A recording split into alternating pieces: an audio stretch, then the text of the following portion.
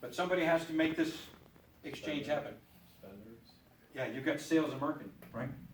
So, for any company, any business venture to work, you have to sell them something. And it's either a product off the shelf or it's a service. And you've got to have a customer. And they're making a commitment here, and they're fulfilling that commitment. That didn't look like a game, does it? But this is where the fulfillment comes. No money is made outside of this triangle.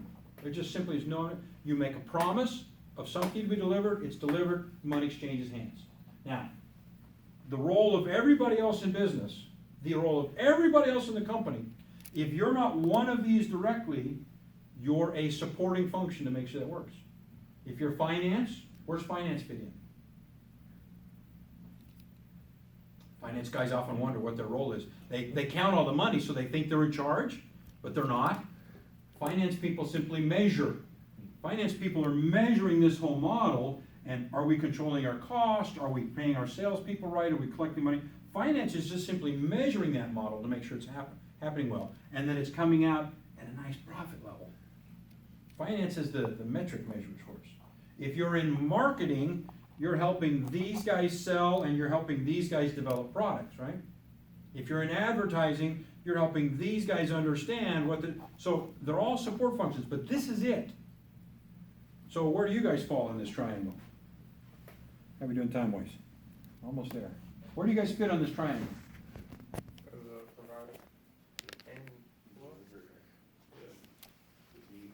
So when they come in, does everyone that walked through that door have a reservation they've already paid?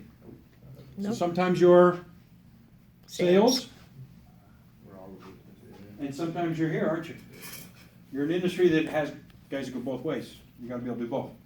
When I was in my small business with just subcontracted delivery guys, I was everything. I was finance, I was marketing, I was sales, I was everything. That's what you get in a small business. You got to do all these. Now, what advantage does that give you? Think about it from an advantage standpoint. Sole proprietorship, what does that give you? What is it that people love, if it's done right, that gives you? It gives you power to solve problems. And why do they love that? You use this word, because it's your industry. The intimacy that exists with small businesses. This is why a lot of people love dealing with smaller businesses, because you know me, I know who the boss is. It's not some chat guy I'm talking to named Bob or Sheila that is probably 15 rungs away from any decision-making authority, which most call centers and support centers are. That's why the service is so bad.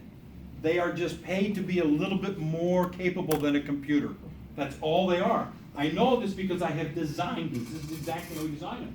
You're not going to get a high degree of service from somebody at a level 1 service desk, help desk, or on a chat. You're just simply not going to get it. You can't pay them enough. We're trying to get those people offshore at $5 an hour.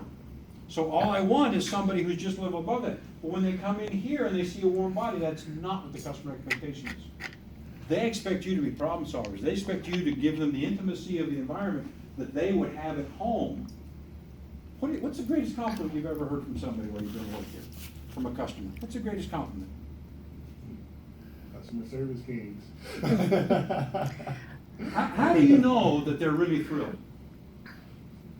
Smile. They smile. Body language. Body language. 5-star reviews. 5-star reviews, that money, the reviews are great. You really need those. A lot of people will say, when you read the reviews, they'll say, I felt like I was at home, or I felt like I was with family. This is what we're looking for. That's the ultimate. When they say it's like staying with my family, in a good way, not the negative way that mom's always bugging me about why don't I have more college prospects, why am I not married yet, why doesn't she have any grandkids, not that kind of. But it felt like I was going to stay with people I love and trust.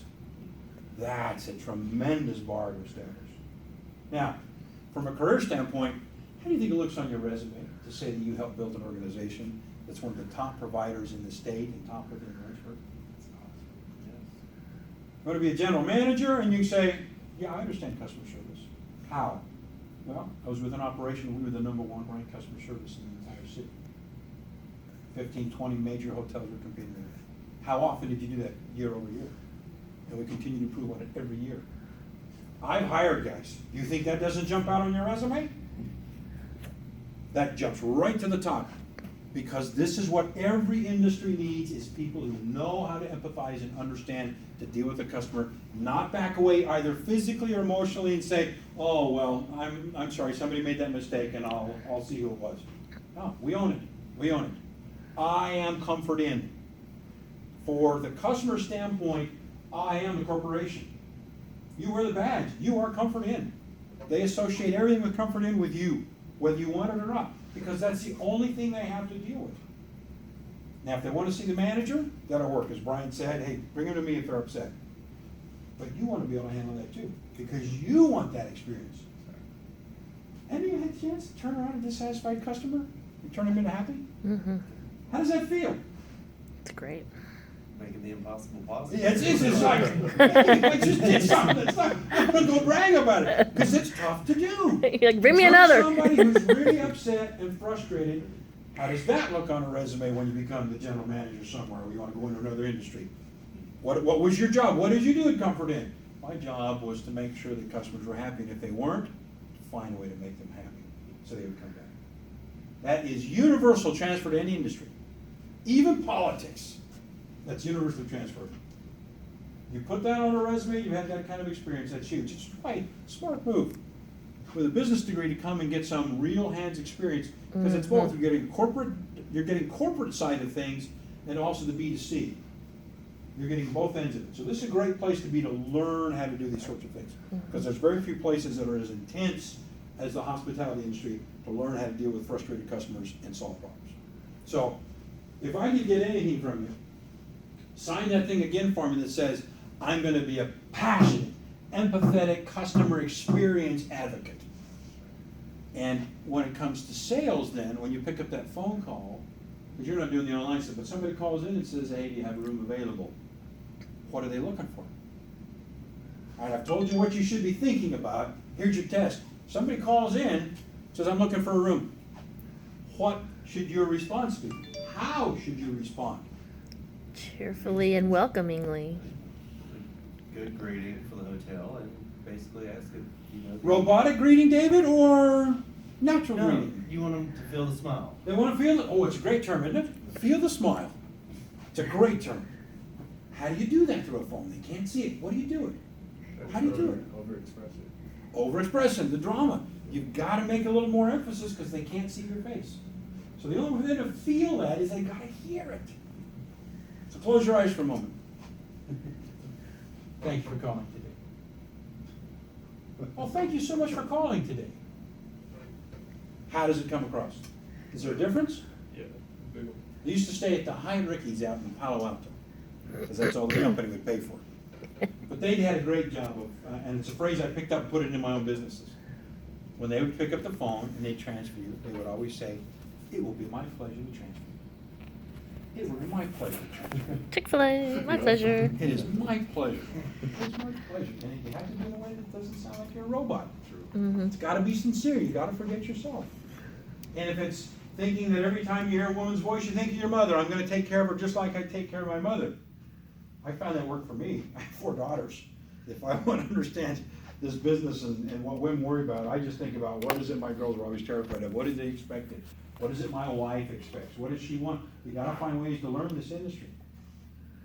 But find things that work in your mind to trigger that, to forget yourself and think about them. Okay, so they call in, they hear the smile. What else do they need to hear from you?